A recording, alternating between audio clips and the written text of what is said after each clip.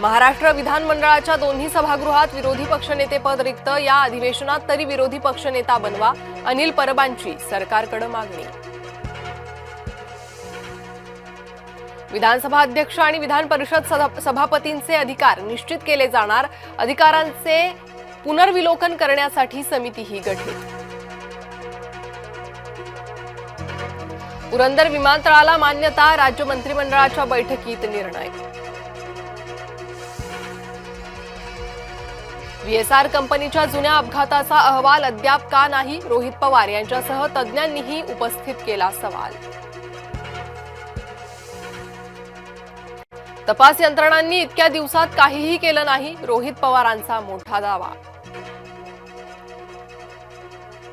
अजित पवारांचा मृत्यू संशयास्पदच, रोहित पवारांचा गंभीर दावा। बारामतीतल्या धावपट्टीचा वाद टोकाला, रोहित पवार यांनी आरोप फेटाळले। हवाई वाहतूक तज्ज्ञ विचारतात, त्या दिवशी विमान का उतरवलं? पवारांच्या हालचालींवर भाजपचं लक्ष, फडणवीस अमित शहा भेटीत, संभाव्य विलिनीकरणाबाबत चर्चा, जय महाराष्ट्रला सूत्रांची माहिती।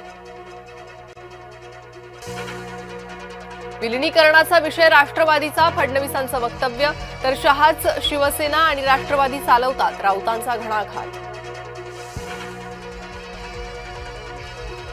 उद्धव ठाकरे भाजपसोबत, चंद्रपुरात भाजपचा महापौर ठाकरेंमुळेच।